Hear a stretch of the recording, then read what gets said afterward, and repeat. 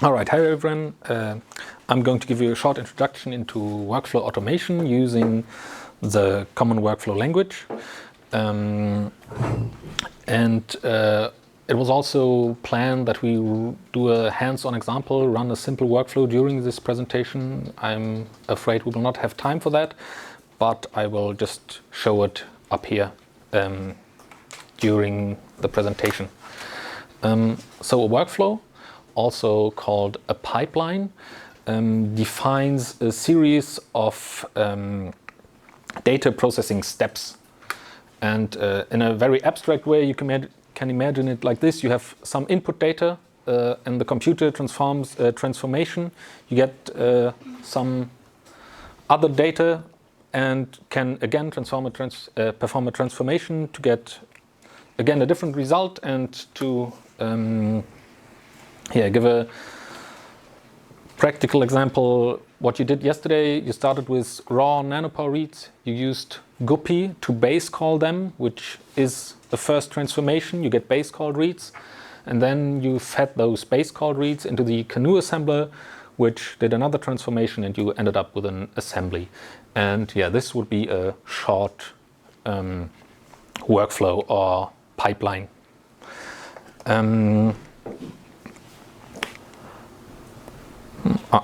Sorry. Yeah, so the common workflow language is a standard for describing these kinds of data analysis workflow. CWL itself is not a tool, but it's only a standard for the description, and different workflow engines can be used to interpret these descriptions and execute workflows. Yeah.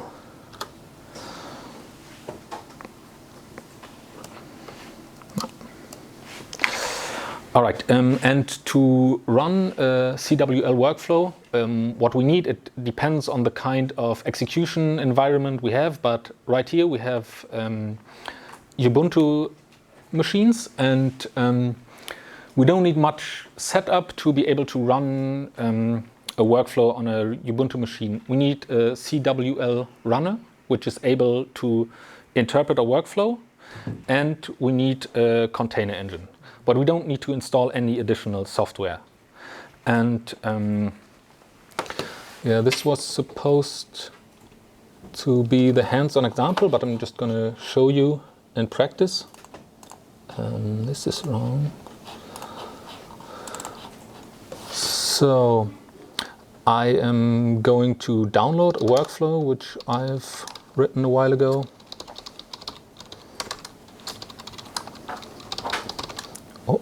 Clone.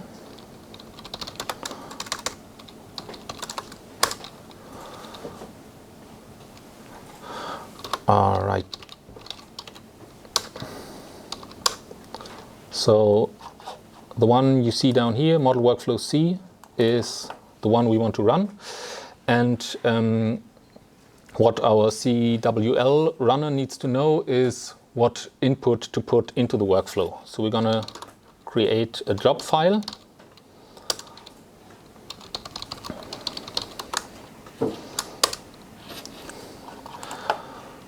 Oh, and we have to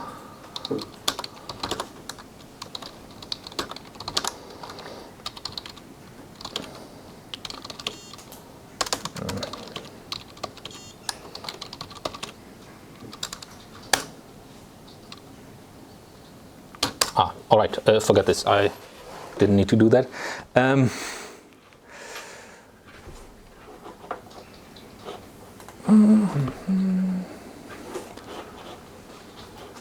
Where is my mouse pad?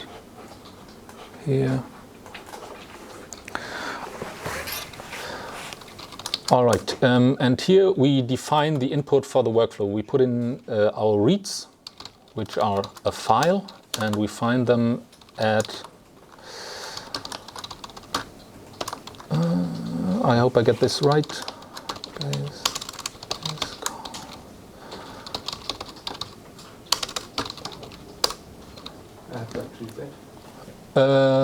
No, the NiCad assembler won't take zipped files.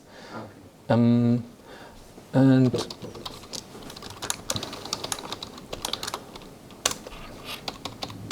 I think this is about right.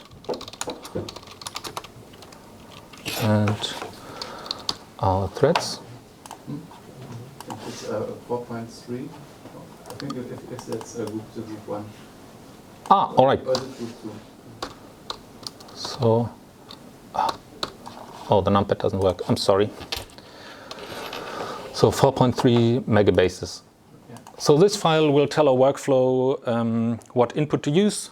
Our base called Nanopore reads 14 threads and estimation for the genome size. And we can now execute it by calling our CWL runner, which is CWL tool. What I'm inputting now is just necessary because we have very little space on our primary drive. You don't have to pay too much attention to that. It's,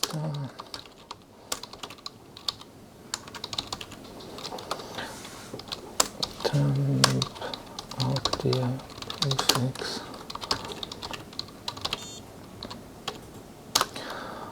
Now CWL tool needs the name of the workflow we want to run, which is model workflow C.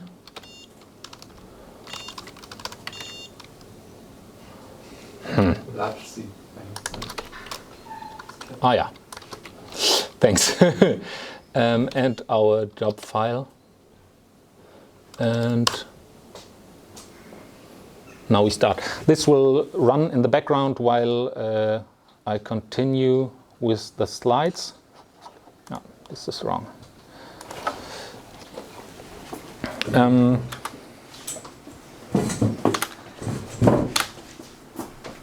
So, how does a CWL workflow look?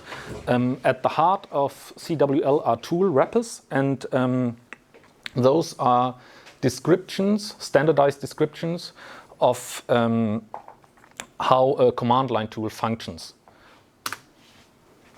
As most importantly, they describe the input that goes into a tool and the output a tool produces. And a tool wrapper could, example, wrap the Guppy base caller tool you used yesterday and describe what goes into Guppy and what kind of data Guppy will produce. Yeah. And a workflow functions similar. It contains descriptions of what data goes in and what data will be produced. And the input data is what you saw me put into that little file. Yeah, the list of input the workflow needs. And the workflow logically links multiple tool wrappers. Input data is fed into the workflow. The workflow gives that data to a first wrapper. The wrapper does some kind of transformation and produces a result. And that result, the workflow will feed it to a second wrapper. And yeah, for this very simple abstract workflow is finished after that and will output the results of the second wrapper. CWL workflow might not only contain tool wrappers, but also other workflows. So we can nest one workflow into another, which is, well, it's helps in practice to keep your workflows organized. And one advantage we can already see here of using workflows is that to execute data analysis, you don't necessarily have to understand how to use all the tools contained in a workflow to be able to use it. So if you know that a workflow does what you need it to do, you just have to understand what input to give it, and then you can run it and it will create your output. So you can you can enable people who are not very familiar with the bioinformatics side of data analysis, you can enable them to produce results based on the data they generated in the wet lab. So this is the workflow I just started. I started it before describing it to you, so it has enough time to finish during the presentation. It runs about 20 minutes or so. So it's very simple. It just does an assembly and then polishes this assembly. So we put in base called nanopore reads and an estimation for our genome size. Those go into the NiCad assembler. As you can see, this is not a tool wrapper, but a workflow itself, because to use the NiCad assembler, we actually have to call a bunch of different command line tools. But the workflow does that for us. It produces a draft assembly, and that is fed into Medaka, and Medaka will do the polishing as you did manually, and we get a polished assembly as the output. Yeah, as I said, this is a very simple workflow, but of course we can, in theory, put all the steps, for example, you did yesterday and today in a more complex workflow, and you still would only need to create one very short input file to start this workflow, and it would then do all the tasks for you. So an important aspect of workflow engines is containerization. As we have already seen, it is sometimes quite cumbersome and tricky to install all the tools you need for your data analysis. Here on your virtual machines, all tools were pre-installed, but depending on where you want to carry out your data analysis, it might be that you have to ask your local administrator to install software for you. You have to make sure your software is updated, and as I said, if you do the installations yourself, sometimes it gets complicated and yeah, can take quite a lot of time to get right, and you have unforeseen problems like the one we just had with Recon. I will use Quast as an example. You used Quast for assessing your assemblies you produced, and Quast depends on many different other programs and libraries. These are a few examples, and usually if you want to install Quast, you have to install all of these as well to make Quast run in your environment. And what a container does is it packages all these libraries and software together with Quast into one simple unit of software that is then portable, and we can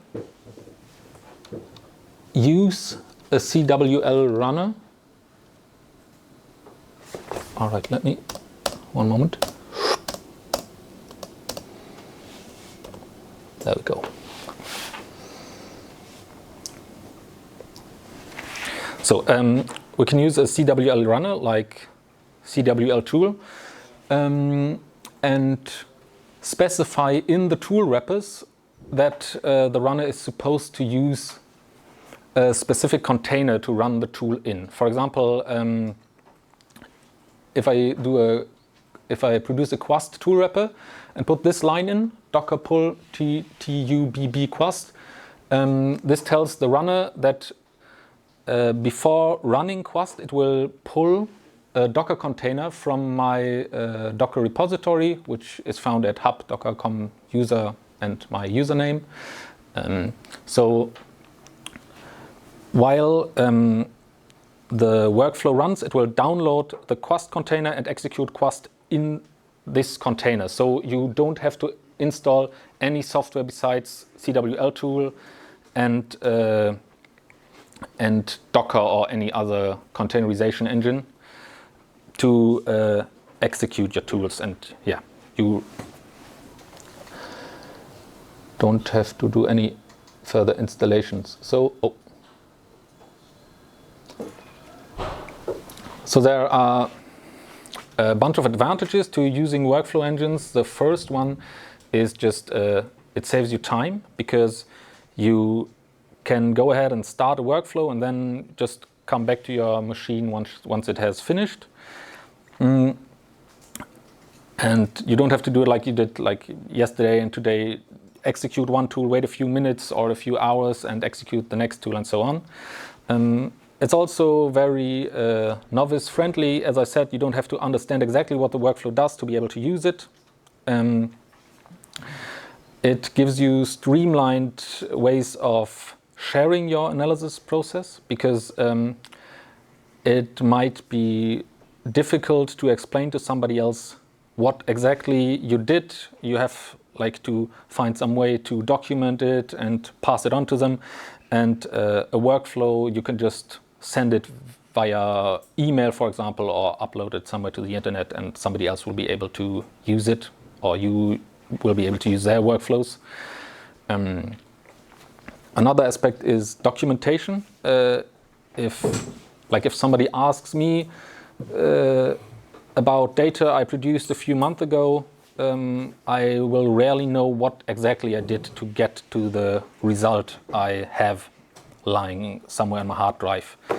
And with a workflow engine, we can just instruct it to do documentation for us. For example, CWL tool will, if you tell it to do the documentation for you, it will save the workflow alongside your results, and it will save files containing information about the input you fed to the workflow. So you don't have to document anything by hand, but if you want to look into it like months or years later, you can just open this file and you see exactly what happened, how this data was produced. And reproducibility is the last important aspect. It can be surprisingly difficult to reproduce computational results. At least that was my experience. You might assume that compared to like wet lab experiments, it would be quite easy, but there are many hurdles to like do the same thing you did 2 years ago on another machine and get the same results. And if you have a workflow, your data will most likely be the same if you run the workflow years later on another machine, because the workflow will be the same and it uses the same containers, so the result will most likely be exactly the same. So it's also good practice to publish workflows alongside any results that were produced by a bioinformatics pipeline. So it's nice to add a workflow alongside with your publication instead of describing by hand what you did to achieve those results. CWL as a workflow engine also, this is the wrong one. Here we go.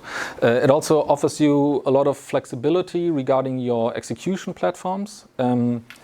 Here today we use OpenStack cloud machines, but since there are many different CWL runners which can interpret a CWL workflow, you can also use your notebook or desktop with any of the popular operating systems.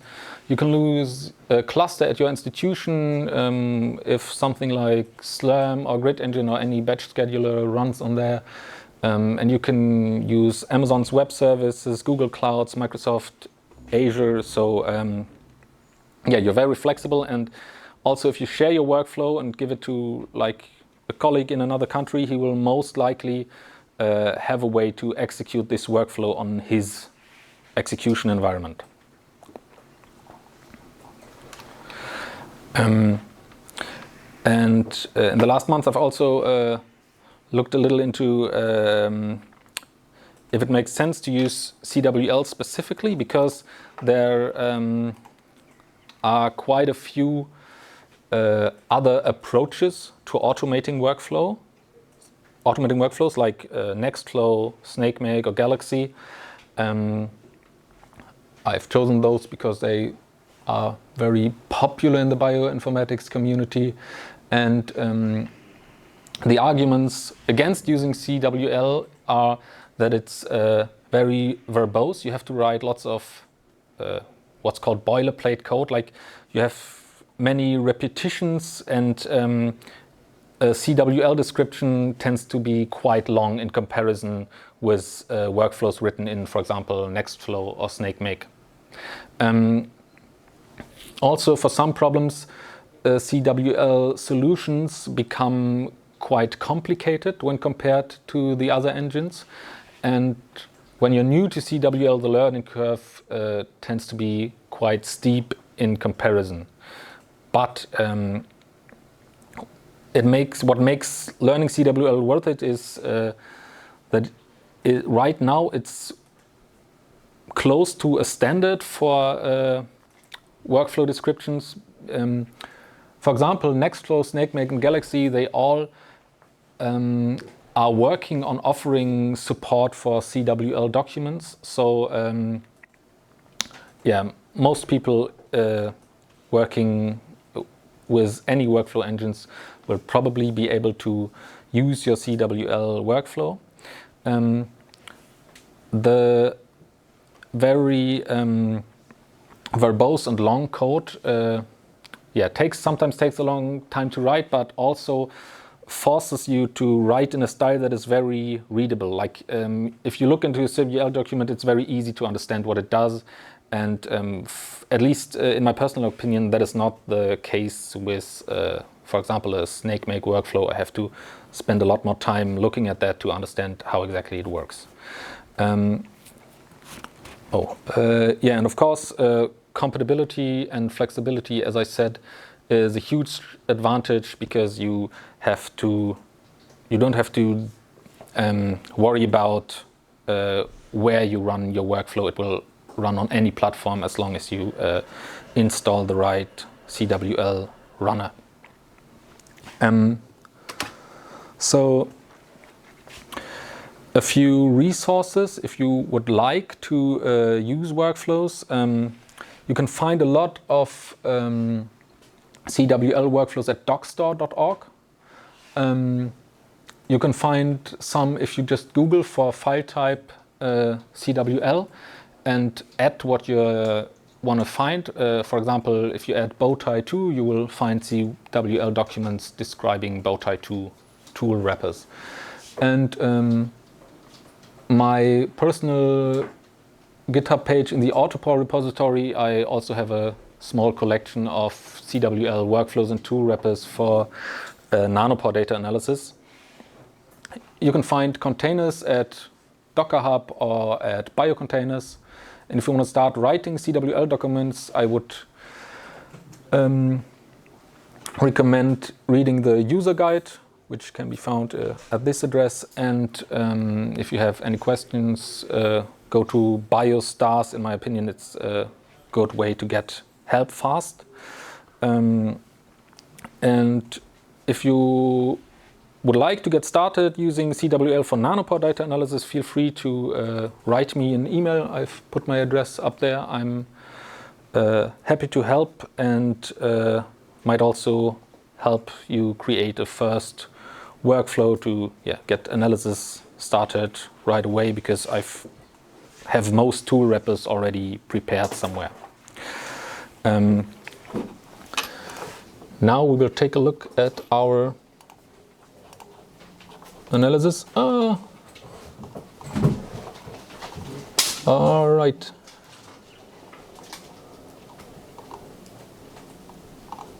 All right, as we see, the assembly is already complete, and we are right now doing the Medaka polishing part. But it looks like Medaka will still need a while to finish.